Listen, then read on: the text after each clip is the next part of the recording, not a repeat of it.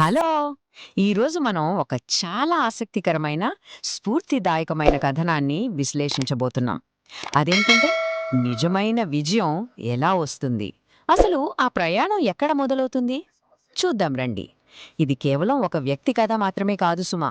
మనందరి జీవితాలకు అద్దం పట్టే ఒక బలమైన పాఠం అని చెప్పుకోవచ్చు. అయితే ఇక్కడొక పెద్ద ప్రశ్న వస్తుంది కదూ! గెలిచేవారికి, అలాగే ఓడిపోయే వారికి మధ్య ఉన్న అసలైన తేడా ఏంటి? అది వాళ్ళ బ్యాక్‌గ్రౌండా? అదృష్టమా? లేక ఇంకేదైనా ఉందా? ఈ ప్రశ్నకు సమాధానాన్ని ఈరోజు మనం అర్జున్ అనే ఒక కుర్రాడి జీవితం ద్వారా తెలుసుకోబోతున్నాం. ఈ ప్రయాణం ఖచ్చితంగా మనకొక కొత్త పర్స్పెక్టివ్‌ని ఇస్తుందనడంలో ఎలాంటి సందేహం లేదు. రైట్? ముందుగా భాగం 1, ప్రారంభ కష్టాలు. అర్జున్ కథలోని మొదటి చాప్టర్ ఎలా మొదలైందో చూద్దాం. అర్జున్ పెద్దగా ఆస్తులుగాని, పలుకుబడిగాని లేని ఒక సామాన్య యువకుడు. చదువు కూడా చాలా సాధారణంగానే సాగింది. కాని అతని మనసులో మాత్రం ఒక పెద్ద కల ఉండేది. ఎలాగైనో సరే తన కుటుంబాన్ని గర్వపడేలా చెయ్యాలని. అయితే మనం చూస్తూనే ఉంటాం గదా, కేవలం కలలు కనడం మాత్రమే సరిపోదు. ఆ ప్రయత్నంలో అతను ఒక చిన్న వ్యాపారం మొదలుపెట్టాడు. కాని అది అట్టర్ ఫ్లాప్ అయింది. ఎన్నో ఉద్యోగాల కోసం చెప్పులరిగేలా తిరిగాడు. కాని ఒక్క అవకాశం కూడా రాలేదు. నిజంగా చాలా ఫ్రస్ట్రేటింగ్ కదూ! ఇలా వరుస ఫెయిల్యూర్స్ ఎదురయ్యేసరికి అర్జున్ మానసికంగా చాలా కుంగిపోయాడు. చుట్టుపక్కల వాళ్ళు ఊరుకుంటారా? నీ వల్ల ఏమీ కాదు, ఎందుకు పనికిరాని పనులు, సైలెంట్గా బతుకు అని రకరకాలుగా ఎగతాళి చేయడం మొదలుపెట్టారు. ఆ కఠినమైన మాటలు అతని మనసును బాగా గాయపరిచాయి. ఆ తీవ్రమైన నిరాశలో తను కూడా ఒక దశలో నిజంగానే నా వల్ల కాదా, నాకు సక్సెస్ రాదా అని తనని తాను ప్రశ్నించుకునే స్థాయికి పడిపోయాడు. ఒక మనిషి కాన్ఫిడెన్స్ పూర్తిగా జీరో అయిపోయిన ఫేజ్ ఇది. ఇప్పుడు భాగం 2, గురువిచ్చిన పాఠం. ఆ చీకటి రోజుల్లోనే అర్జున్ జీవితంలో ఒక చిన్న వెలుగురేఖ లాంటి మలుపు వచ్చింది. ఇక్కడ మనం గమనించాల్సిన ఒక ఆసక్తికరమైన విషయం ఏమిటంటే, ఒక వృద్ధుడైన గురువు అర్జున్ కళ్లలోని బాధను చూసి సమస్య అసలు ఎక్కడుందో కరెక్ట్గా పట్టుకున్నాడు.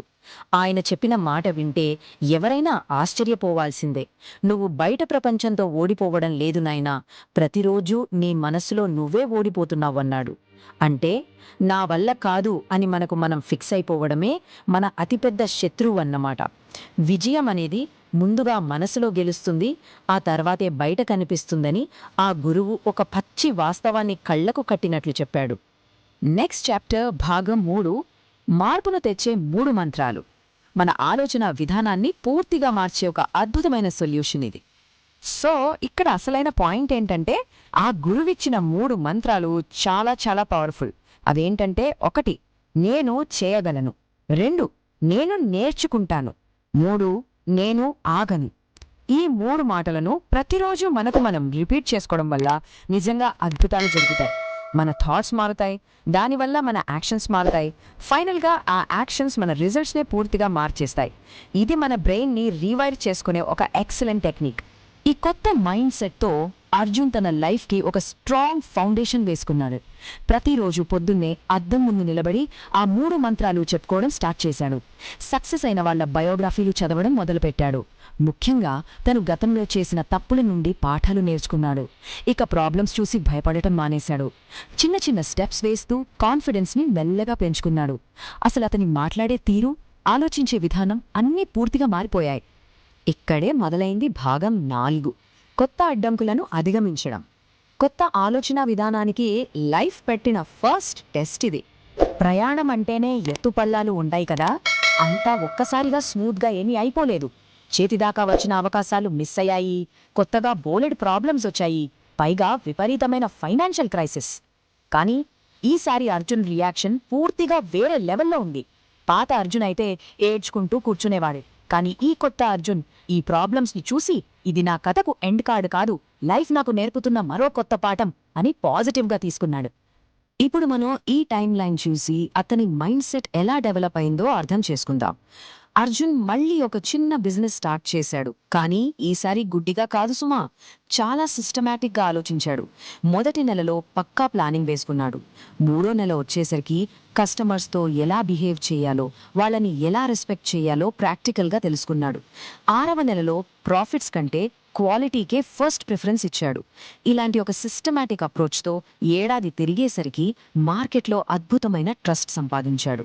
దీన్ని బట్టి చూస్తే స్ట్రాంగ్ మైండ్ సెట్ ఉంటే అది బిజినెస్లో ఎంత పర్ఫెక్ట్ డెసిషన్స్కి దారి తీస్తుందో స్పష్టంగా అర్థమవుతుంది కదా.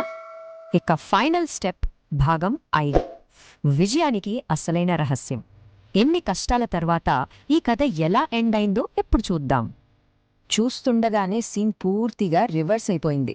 ఇప్పుడు అర్జున్ ఆ ఊళ్ళోనే ఒక సక్సెస్ఫుల్ బిజినెస్ మ్యాన్. ఒకప్పుడు ఏ ఫ్యామిలీ అయితే కష్టపడిందో ఇప్పుడు వాళ్లే అర్జున్ని చూసి ప్రౌడ్గా ఫీల్ అవుతున్నారు. నిన్నటిదాకా నీ వల్ల కాదు, వేస్ట్ అని కామెంట్స్ చేసిన వాళ్లే ఈరోజు క్యూలో నిలబడి మరీ బిజినెస్ టిప్స్ అడుగుతున్నారు. ఇక్కడ మనం అర్థం చేసుకోవాల్సిన ఒక అద్భుతమైన వాస్తవం ఏంటంటే, ఈ సక్సెస్ ఏమీ గాల్లోంచి రాలేదు లేదా లక్ వల్ల రాలేదు. అది కేవలం అతని ఆలోచనా విధానంలో వచ్చిన ఆ డెలిబరేట్ చేంజ్ వల్లే సాధ్యమైంది. ఈ టేబుల్ చూస్తే మీకొక క్లారిటీ వస్తుంది. మనల్ని వెనక్కి లాగేదేవో బయట ఉన్న పరిస్థితులు కాదండి, కేవలం నా వల్ల కాదు అనుకునే మన నెగటివ్ థాట్స్ మాత్రమే.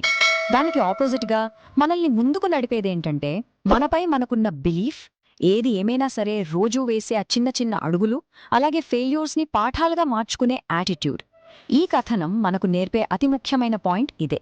మనం ప్రస్తుతం ఎక్కడున్నామన్నది మ్యాటర్ కాదు, మన గురించి మనం అసలు ఏమనుకుంటున్నామన్నదే మన ఫ్యూచర్ని డిసైడ్ చేస్తుంది.